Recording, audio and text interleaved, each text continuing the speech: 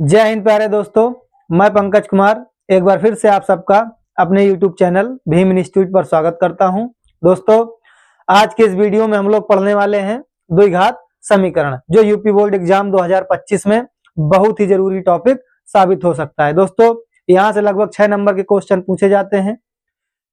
एक या दो क्वेश्चन तो आपको बहुविकल्पीय में मिल जाएंगे और 4 नंबर में आपको क्वेश्चन मिलेंगे इसमें के। तो दोस्तों, हम बात करते हैं द्विघात समीकरण की।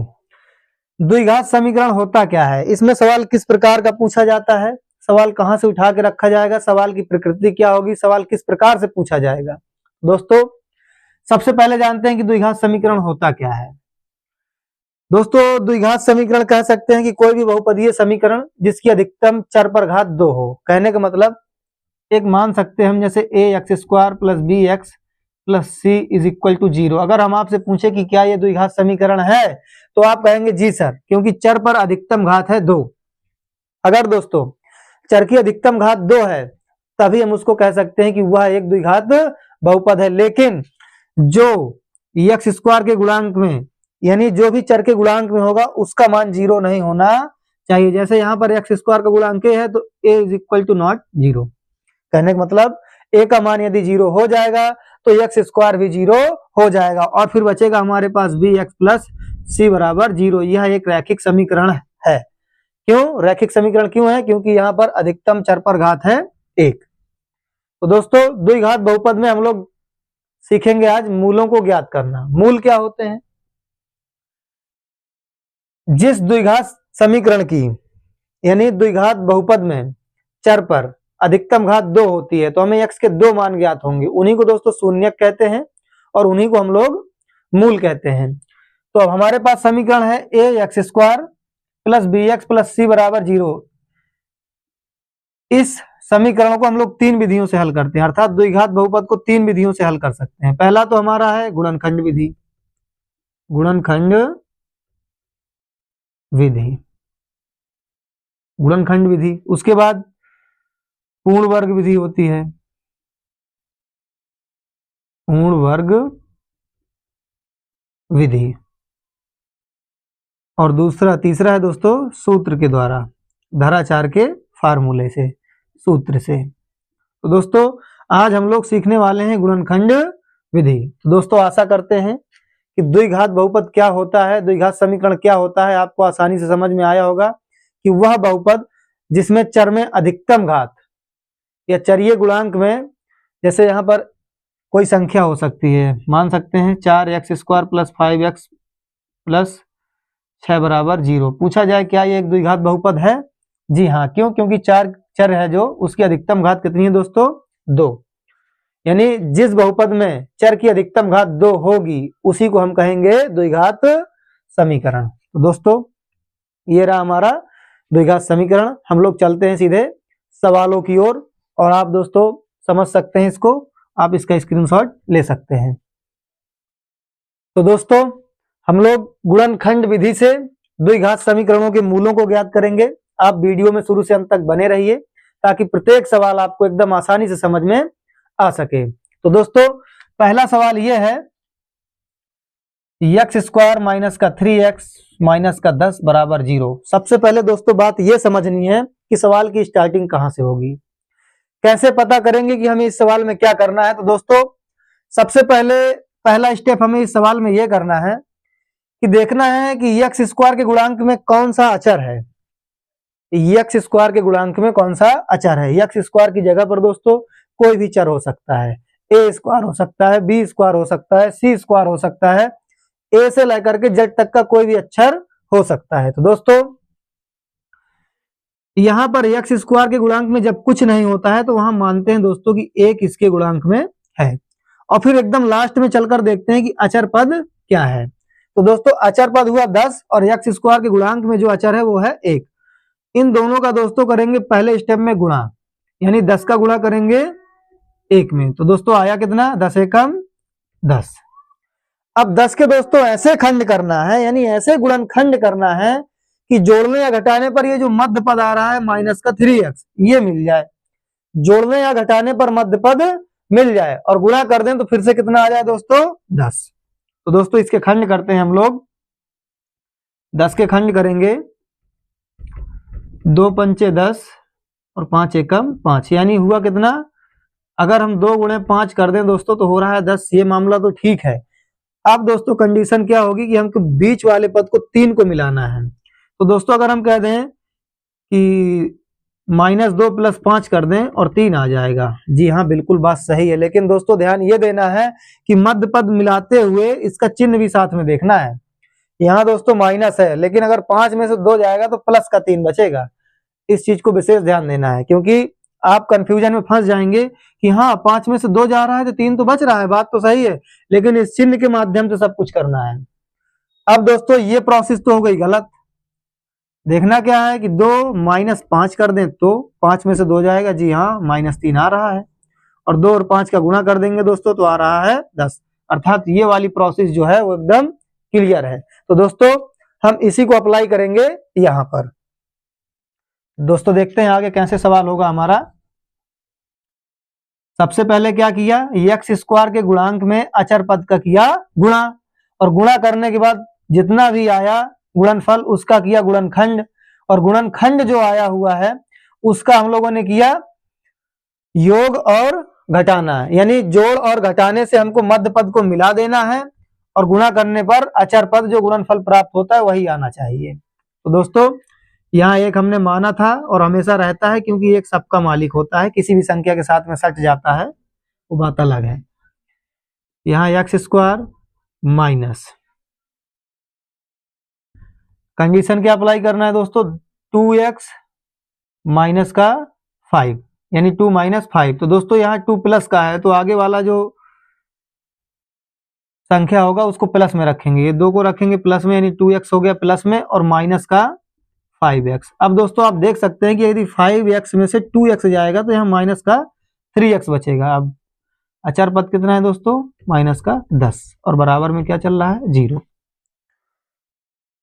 अगला स्टेप अब दोस्तों क्या होगा इसमें, अगला स्टेप ये होगा कि कुल देखते हैं कुल पद कितने हैं, 1 2 3 4, 4 पद है। 4 पदों में 2 2 को अलग अलग बांट दीजिए, 2 इधर और 2 इधर। अब दोस्तों दोनों पदों में ये देखना है कि कॉमन क्या मिल रहा है, यहाँ x है और यहाँ भी x है, अर्थात x का भाग दोनों संख्याओं में जा सकता है। क्यों, क्योंकि जैसे हमें 2 से 4 और 6 को काटना है, 2 का भाग 4 और 6 में देना है तो 2 का भाग 4 में भी जाएगा 2 बार में, और ये 3 बार में भी जा सकता है। इसी प्रकार दोस्तों ये देखना है कि ये जो भाग जा रहा है x का, ये दोनों में जा रहा है या नहीं जा रहा है। यहाँ पर भी x है और यहाँ पर भी x है, तो हमने यहाँ पर x को कॉमन ले लिया। अंदर क्या बचा दोस्तों, 2x था, केवल एक x बचा प्लस का, यहां से x बाहर आया दोस्तों तो बचा क्या 2। अब दोस्तों यहाँ माइनस का 5x है और यहाँ माइनस का 10 है, यहाँ तो देखो पहले यहाँ भी माइनस यहाँ भी माइनस, माइनस चिन्ह कॉमन आया तो माइनस चिन्ह को कॉमन लेते हैं। अब यहाँ 5 है और यहाँ पर 10 है, यानी 5 का पहाड़ा 5 का भाग 10 में चला जाएगा, 5 दूना 10 मिल रहा है दोस्तों, तो यहाँ से 5 को भी निकाल लेंगे। 5 का भाग 5x में देंगे दोस्तों तो एक बार जाएगा, 5 एकम 5, लेकिन दोस्तों x साथ में रह जाएगा। माइनस का भाग माइनस में देंगे दोस्तों तो हो जाएगा प्लस, 5 दूना 10, बराबर में क्या बचा दोस्तों 0। अब दोस्तों ये देखना है कि जो दोनों कोष्टक आ रहे हैं सेम होने चाहिए, तभी हमारा द्विघात बहुपद सही होगा और हमें तभी उसके दोनों मूल सही प्राप्त होंगे। यदि ऐसा नहीं है तो फिर हमारा सवाल गलत है। दोस्तों ये दोनों एक जैसे हैं, इनको एक बार लिखते हैं x + 2, और जो अलग अलग है उनको एक कोष्टक में अलग लिख देते हैं, कोई बात नहीं। बराबर में क्या चल रहा है 0। अब क्या करें, अब 0 तो दोनों के बराबर में है, तो दोनों के बराबर में हमें 0 को रख के देखना है, x + 2 = 0 और x - 5 = 0। अब दोस्तों 2 यहाँ प्लस में है, पक्षांतर करेंगे तो 2 हो जाएगा माइनस में, यानी एक मूल आ गया माइनस का 2। यहां पर भी दोस्तों वही प्रोसेस, -5 है, पक्षांतर करेंगे तो x बराबर हो जाएगा प्लस का 5। तो दोस्तों द्विघात बहुपद के दोनों मूल ज्ञात हो चुके हैं। इसी प्रकार दोस्तों हम लोग दूसरे सवाल को करेंगे, और दोस्तों पक्षांतर का एक रूल होता है कि कभी भी पक्षांतर में आप याद रख लेना, कोई भी आप सवाल लगाएं और पक्षांतर करना है तो पक्षांतर हमेशा बराबर के चिन्ह के इधर दाईं और बाईं ओर से होता है। मान लीजिए दोस्तों कोई संख्या इधर प्लस में है और उसका पक्षांतर करेंगे तो उधर दूसरे पक्ष में माइनस में जाएगी। और दोस्तों यदि वही संख्या इधर माइनस में है, हम उसको इधर से यानी दाएं पक्ष से बाएं पक्ष की ओर ला रहे हैं तो दोस्तों वो प्लस में हो जाएगी। अब दूसरी कंडीशन क्या है दोस्तों, यदि पहली संख्या इधर गुणा में है, उसका पक्षांतर करेंगे तो दूसरे पक्ष में वो भाग में जाएगी। और यदि इधर कोई संख्या माइनस में है, उसका पक्षांतर कर देंगे दोस्तों तो हो जाएगी किसमें, प्लस में। और दोस्तों यदि पहले पक्ष में यानी बाएं पक्ष में कोई संख्या भाग की है और उसको दाएं पक्ष में ले जा रहे हैं तो दोस्तों हो जाएगी गुणा में। ये इसका मास्टर फार्मूला होता है पक्षांतर का दोस्तों, आप इसको आसानी से नोट कर सकते हैं। हम चलते हैं अपने दूसरे सवाल की ओर। तो दोस्तों हम लोग चलते हैं अपने दूसरे सवाल की ओर। हमारा दूसरा सवाल दिया गया है 2x² प्लस का x माइनस का 6 बराबर 0। जी हाँ, इसको अब करना है, इसके मूल ज्ञात करना है। कैसे ज्ञात करेंगे दोस्तों, ये क्वेश्चन 1 नंबर में भी पूछा जा सकता है, बहुविकल्पीय में आपको देगा कि बताइए निम्न द्विघात समीकरण के मूल क्या हो सकते हैं, तो आप कैसे ज्ञात करेंगे। तो दोस्तों सबसे आसान तरीका, जो x² के गुणांक में होता है उसका गुणा अचर पद में कर देते हैं। तो दोस्तों 6 दूना 12। अब दोस्तों 12 के ऐसे खंड करना है, कैसे खंड, ऐसे खंड करना है कि ये मध्य पद जो है वो मिल जाए। और मध्य पद में दोस्तों क्या है, केवल x है, अर्थात 1 लाना है हमको। कितना लाना है दोस्तों, 1। तो 12 के ऐसे खंड करो कि जोड़ने या घटाने पर आ जाए 1 और गुणा करने पर आ जाए 12। 2 छक 12, 2 तिहाई 6 और 3 एकम 3, 2 दूना 4 गुणा 3। दोस्तों अगर दोनों का गुणा कर रहे हैं तो 12 आ रहा है, जी हाँ बात सही है। और दोस्तों 4 में से 3 चला जाएगा तो बचेगा कितना, 1। और दोस्तों यहाँ पर प्लस में ही चाहिए, जी हाँ कोई बात नहीं सर। अब आपका सवाल एकदम आसान हो गया। अब आप क्या करेंगे, जो लिखा है उससे बोलना नहीं है, केवल मध्य पद को टच करना है। 4 में से 3 जा रहा है, बिल्कुल चला जाएगा, 4 माइनस का 3 और बगल में x है भैया, चलो माइनस का 6 बराबर का 0। दोस्तों थोड़ा विधि को चेंज कर दिए हैं ताकि आपको और अच्छे से समझ में आ सके। तो अब दोस्तों क्या होगा, जो लिखा है उससे बोलना नहीं है और जिसको किया है उसको छोड़ना नहीं है। x का गुणा करेंगे 4 में तो हो जाएगा दोस्तों 4x, 3 में करेंगे तो हो जाएगा 3x, माइनस का 6 बराबर 0। यहाँ पर दोस्तों एक स्टेप हमने बढ़ा दिया है। अब दोस्तों देखना यह है कि क्या सही में हमारा मध्य पद मिल रहा है, जी हाँ। 4x में से 3x जाएगा तो 1x बचेगा और 4 का गुणा 3 में कर देंगे दोस्तों तो खट से 12 आ जाएगा। बस यही देखना है, अगर ये कंप्लीट हो गया तो सवाल कंप्लीट हो गया। अब दोस्तों 4 पद हो गए, 2-2 पदों में इनको बांट देते हैं। यहाँ x है, यहाँ x है, सबसे पहले एक x बाहर निकाल लो। कॉमन, कॉमन का मतलब क्या होता है, कॉमन का मतलब ये जो दोनों पदों में बराबर बराबर के हिस्सेदार हो। जैसे जैसे यहाँ पर 1x है और यहाँ पर भी 1, यहाँ पर 2x है, यहाँ पर 1x है। 2 का मतलब स्क्वायर, यहाँ पर x स्क्वायर है और यहाँ पर केवल x है, यहाँ अकेला x है और यहाँ पर x 2 है। तो दोस्तों हमने 1x यहाँ से ले लिया। और कॉमन हमेशा छोटी संख्या ही ली जाती है, क्योंकि छोटी संख्या का भाग बड़ी संख्या में जा सकता है लेकिन बड़ी संख्या का भाग छोटी संख्या में कभी भी नहीं जा सकता है, इसका ध्यान रखिएगा। अब दोस्तों 2 पर है और यहाँ पर 4 है, तो करेंगे का जी, क्या करेंगे, जैसा इसमें किए थे वैसा इसमें भी करेंगे। करेंगे ये भैया कि 2 का भाग 4 में जा सकता है, जी हाँ जा सकता है, तो दे दीजिए, फिर 2 का भी दे दीजिए। यानी 2x का भाग 2x स्क्वायर में देंगे तो 2 से 2 कटेगा, बचेगा कुछ नहीं, बचेगा x स्क्वायर। और x का भाग जब x स्क्वायर में देंगे तो बचेगा केवल x, कोई बात नहीं। अच्छा दे के दिखा दें, आप समझ रहे हो कहाँ से कहाँ किए दे रहे हैं, कुछ समझ में नहीं आ रहा है। इस 2x का भाग यहां देना है,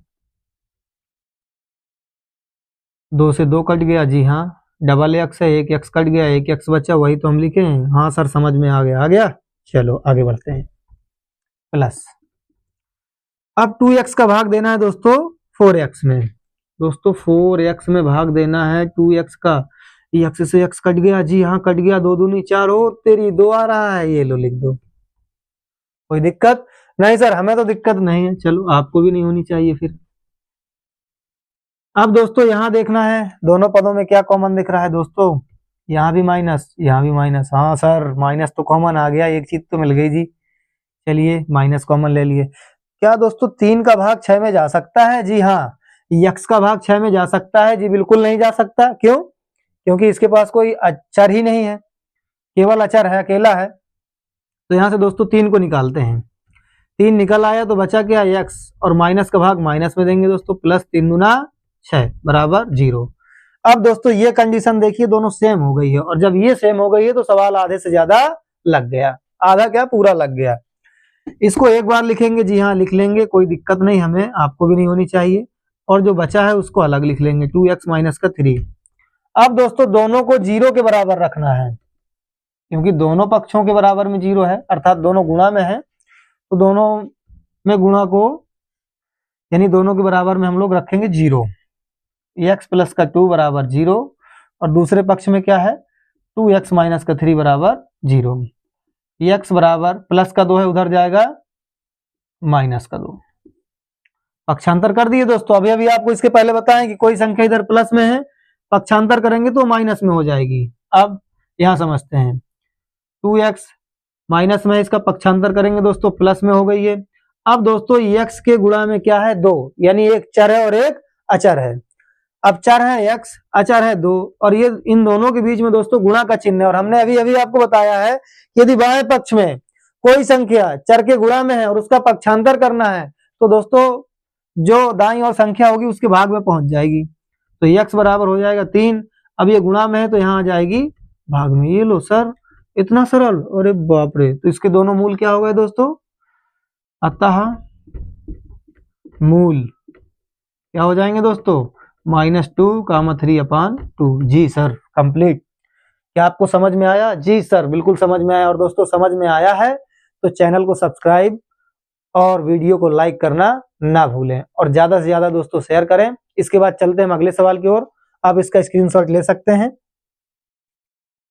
तो दोस्तों ये रहा हमारा तीसरा सवाल। और दोस्तों तीसरा सवाल जो है ना बड़ा तड़कता भड़कता सवाल है जी।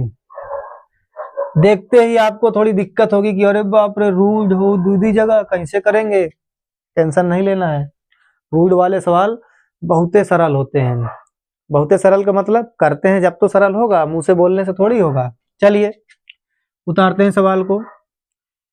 एक्स स्क्वायर का गुणांक क्या है √2, और अचर पद क्या है दोस्तों 5√2। तो दोस्तों सबसे पहले दोनों का कर देंगे गुणा। कितना रहा ये देखते हैं। एक्स स्क्वायर के गुणांक में √2 गुणे अचर पद कितना है 5√2। और दोस्तों करनी वाले गुणा किस प्रकार से किए जाते हैं ये हमने बहुत ही अच्छे तरीके से, हमारे इसी चैनल पर एक वीडियो है करनी का डर समाप्त, आप उसे देख लेंगे, आपका करनी का डर एकदम से समाप्त हो जाएगा। आप ऐसे सवालों को ऐसे पकड़ के नींबू की तरह निचोड़ के चने के साथ मिला के खा जाएंगे। दोस्तों देखते हैं, जब इस प्रकार की कंडीशन हो और रूट का गुणा रूट में करना पड़ जाए और एक सी संख्या हो तो उसको एक बार लिखते हैं, बचा क्या 5, 5 दूना 10। यानी दोस्तों 10 के ऐसे खंड करना है, कैसे खंड, 10 के ऐसे खंड करना है कि जोड़ने या घटाने पर मध्य पद 7 आ जाए, और गुणा कर दें तो फिर से आ जाए 10। साफ साफ दिख रहा है, 2 पंचे 10, और 2 और 5 को जोड़ दीजिए भैया, हो गया 7। ये लो बच्चा क्वालिटी का सवाल था जी, एकदम बच्चा क्वालिटी का था। इसको 5 + 2 लिख सकते हैं। जी हाँ सर लिख सकते हैं, तो लिख दीजिए, काहे की देरी। √2 एक्स स्क्वायर प्लस का 2 प्लस का 5, 5 और 2 दोस्तों कितना हो गया 7, और ये हो गया आपका x प्लस का 5√2 = 0। जी हाँ सर आया, आया कि गया, आया आया।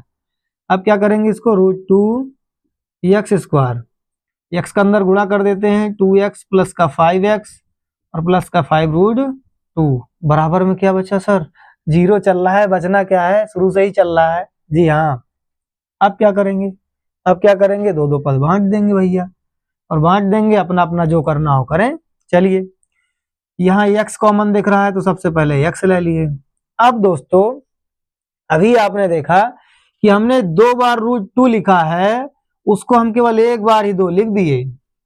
ऐसा क्यों करते हैं दोस्तों, ऐसा इसलिए करते हैं, किस लिए, ऐसा इसलिए करते हैं क्योंकि रूट का मतलब होता है 1/2 यानी आधा, इसकी पावर 1/2 गुणे इसकी पावर 1/2। और दोस्तों आपने घातांक का नियम पढ़ा होगा कि गुणा में घात क्या होती है भैया, जुड़ती है। गुणा में घात क्या होती है, जुड़ती है। यानी 1/2 और 1/2 आधा और आधा जोड़ेंगे तो हो जाएगा 1, और जिस पे पावर 1 मतलब कुछ नहीं, मतलब 2 ही आएगा। इस प्रकार से इनका गुणा करने पर कितना आता है दोस्तों, 2। अर्थात इस 2 को हम क्या लिख सकते हैं, √2 इंटू √2। तो पहले लिख देते हैं जी, एक स्टेप बढ़ा लेंगे वो ठीक रहेगा।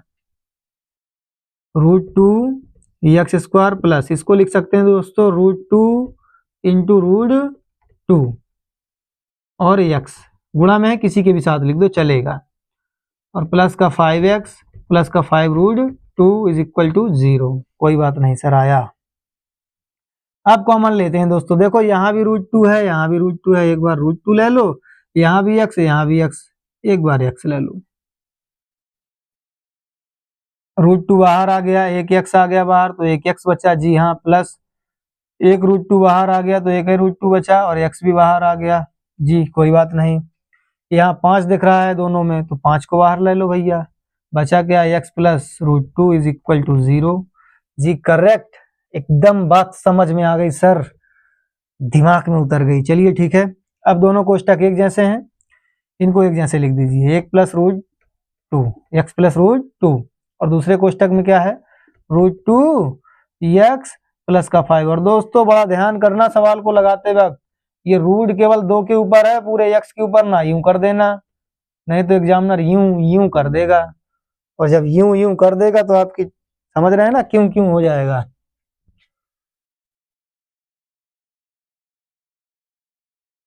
चलिए दोस्तों इसको आगे करते हैं, अब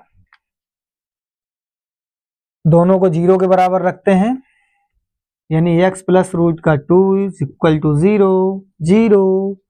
0 से बनाएंगे सवाल को हीरो, बराबर 0। चलिए x बराबर, सब पक्षांतर करना है, और पक्षांतर तो हम आंख बंद के करवा देंगे जी, प्लस है उधर खो फेंक दीजिए, इसको उठा के माइनस में हो जाएगा, ये लो, कुछ ही नहीं करना है। अजी पक्षांतर से तो सरल भैया कुछ है ही नहीं है, प्लस है उधर जाएगा माइनस, अरे मोरी मैया, अरे माइनस में आ गया। चलिए 2 गुणा में है, √2 भाग में पहुंचाइए, कुछ नहीं छोड़ेंगे, चुन चुन के मारेंगे इन सवालों को। तो चलिए भैया दोनों मूल आ गए, दोनों मूल आ गए जी हाँ सर आ गए। अब दोस्तों कंडीशन क्या है कि इन दोनों में से कैसे पता करेंगे कि हमारे दोनों मूल सही भी हैं या गलत हैं। तो दोस्तों इसमें से किसी भी एक मान को भाई साहब, किसी भी एक मान को उठा करके इस द्विघात समीकरण में रख देंगे, और उसको पूरा हल करने पर यदि मान 0 आ गया तो समझ लीजिए कि आपका आंसर सही है। चेक करें क्या, चलो एक तो चेक करके बता देते हैं।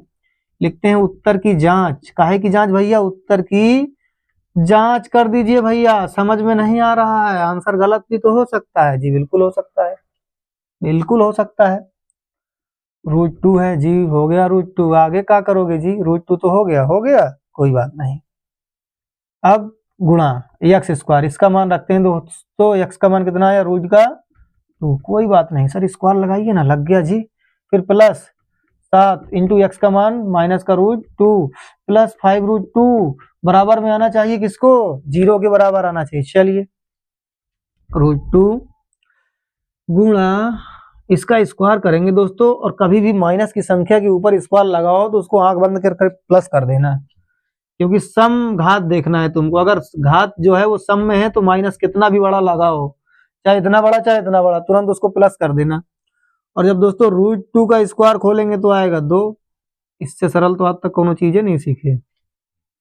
इसका इसमें गुणा करेंगे, प्लस का गुणा माइनस में, तो आएगा माइनस का 7 √2 और प्लस का 5 √2 बराबर 0। ओ सर बिल्कुल, इसका इसमें गुणा करेंगे क्या हो जाएगा, इसका इसमें गुणा करके कहीं आपने 2 लिख दिया गलती से तो आप समझ लीजिए माटी है एकदम। फिर कहने का मतलब समझ रहे हैं, नहीं समझे तो फिर से समझो। क्या समझेंगे आप, 2 का गुणा करेंगे इसमें तो आ जाएगा 2 √2। 2 क्यों नहीं आ सकता, क्योंकि इसके ऊपर तो रूट है, इसके ऊपर नहीं है, यानी बिरादरी भाई का नहीं है। बिरादरी भाई का होने के लिए इसके ऊपर रूट था तो इसके ऊपर भी रूट होना चाहिए, तभी इसको हम केवल 2 लिख सकते हैं।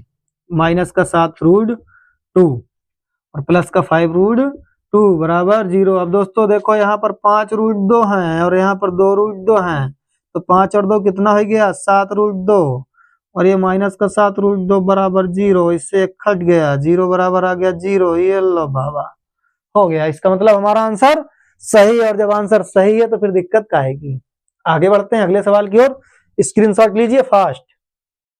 तो दोस्तों ये रहा हमारा आखिरी सवाल, और दोस्तों इसी सवाल को सीखते ही आप एकदम से समझ लीजिए गुणनखंड विधि के ज्ञाता बन जाएंगे। फिर आपको तो पता है कि क्या करना है पेपर में, सवाल को उठा के यूं पटकना है, यूं पटकना है, काम खत्म। फिर वही काम करना है, घबराना नहीं है, घबराए तो काम खत्म। अब दोस्तों ये जो बटे में आ गया, और अगर आपने इसको अभी नहीं सुधारा तो आपको डिस्टर्ब कर देगा। सुधारना क्या है दोस्तों, क्या करते हैं कि जब ये कंडीशन आ जाए कि लास्ट वाला जो अचर पद होता है वो बटे में हो, तो जितना बटे में दिया हो उसका दोनों में गुणा कर देना दोस्तों। 8 दूनी 16 एक्स स्क्वायर माइनस 8 एक कम 8 एक्स और प्लस का 1। अब दोस्तों ये 8 कहाँ गया, 8 हो गया 0। कैसे हो गया 0 बताएं, क्या बताना पड़ेगा क्या? जी बिल्कुल सर बताइए, हमें तो समझ में नहीं आया आपने क्या कर दिया। चलिए भाई साहब बताते हैं। इसके बटे में देखो, इधर समझा देते हैं। इसके बटे में 1 मान लिए, इसके बटे में 1 मान लिए, सबका लासा लिए, आ गया 8। 1 का भाग 8 में 8 बार, 8 का गुणा 2 में 8 दूना 16 एक्स स्क्वायर माइनस 1 का भाग 8 में 8 बार गया, 8 का गुणा कर दिए एक्स में तो हो गया 8 एक्स। जी सर 8 का भाग 8 में 1 बार गया, 1 का गुणा 1 में आ गया भैया 1 बराबर में 0। कैंची गुणा कर दिए, 1 का इधर 8 का इधर, 8 का गुणा 0 में करेंगे 0, 1 का गुणा इधर करेंगे, जितना है उतना ही आएगा जी, जितना है उतना ही आएगा। 8 का गुणा 0 में किए 0, यही तो लिखे हैं जी सर। इससे अच्छा सर ये था कि 8 दूनी 16 और 8 एक्स, और 8 को सीधा सपने में भेज दो, सपना देखे अब 8। ठीक है, अब इसको करना है, कैसे करना है, कैसे करना है, एक्स स्क्वायर के गुणांक में जितना भी है उसका अचर पद में गुणा कीजिए। 16 एक कम 16 एक कम 16 एक कम 16 एक कम 16, 16 एक कम 16। चलिए भाई 16 एक कम 16 हो गया। अब दोस्तों 16 के ऐसे खंड कीजिए, कैसे खंड, ऐसे खंड कीजिए, कैसे ऐसे खंड कीजिए कि जोड़ने घटाने पर कितना आ जाए भैया, जोड़ने घटाने पर आ जाए 8, और गुणा कर दो तो फिर से कितना आ जाए खट्ट से, कैसे आ जाए खट्ट से आ जाए कितना 16। तो दोस्तों 2 अट्ठे 16, जी सर 2 दूनी 4, आप तो पहाड़ा पढ़ा रहे हैं सर, हाँ जी पहाड़ा सीखना पड़ेगा। 2 दूनी 4 और 2 एक कम 2, 2 दूनी 4, 2 दूनी 4। दोस्तों अगर 4 का गुणा 4 में करेंगे तो हो जाएगा 16, और 4 को जोड़ देंगे तो हो जाएगा 8। 4 + 4 जोड़ दिए तो हो गया दोस्तों कितना 8। जी हाँ ये काम कर जाएगा, और गुणा कर देंगे दोस्तों तो हो जाएगा कितना 16, यानी 16 एक्स स्क्वायर माइनस का 4 + 4, और दोस्तों ये हो गया आपका x, और प्लस का 1 बराबर में 0। 16 एक्स स्क्वायर माइनस का अंदर गुणा करोगे तो माइनस में आएगा 4, और x का करोगे तो हो जाएगा 4x, माइनस का करोगे प्लस में तो आएगा -4 का गुणा करोगे x में तो आएगा 4x, और प्लस का 1 बराबर का 0। सर आ गया सर। अब कोई दिक्कत ना है, दिक्कत नहीं है, दिक्कत है जी। 4 और 4 को जोड़ के देखो क्या 8 हो रहा है, 4 4 8, हाँ सर हो गया, काम खत्म है। चलिए 2 पदों में बांट देते हैं भैया, बांट दिया जी सर बांट दिया। अब क्या करना है, कॉमन, क्या लेना है कॉमन, यहाँ x, एक तो x बाहर कर लो। 4 का भाग 16 में जाएगा जी, जाएगा सर, 4 चौको 16, एक्स स्क्वायर से x कटेगा, केवल एक x बचेगा, -4x बाहर आ गया, बचा क्या 1। अब दोस्तों इस कोष्टक को मिलाने के लिए यहाँ पर तो है केवल प्लस, और प्लस को माइनस करने के लिए माइनस से भाग दे देते हैं, बकाया तो सब सेम है। 4x माइनस का 1 बराबर 0। दोस्तों दोनों सेम हो गया, इसको एक झटके में एक बार लिखो, और इसको भी एक झटके में एक बार लिखो, बराबर में 0, और दोनों के बराबर में होना चाहिए दोस्तों 0। तो लिखेंगे 4x माइनस 1 बराबर 0, 4x माइनस 1 बराबर 0। ये दोस्तों माइनस में उधर गया, हो गया प्लस में, गुणा में उधर गया, भाग में x बराबर 1/4, पहला मूल आ गया 1/4। यही कंडीशन इसमें कर दो भाई साहब, माइनस में उधर गया प्लस में, गुणा में उधर गया किधर गया, पक्षांतर किया जी, उधर उधर नहीं करना है। यानी इसके भी दोनों मूल आ गए कि दोस्तों कितने, 1/4 और 1/4। दोस्तों आशा करते हैं सभी सवाल आपको एकदम आसानी से समझ में आए होंगे। तो दोस्तों आज के लिए आप सभी को जय हिंद,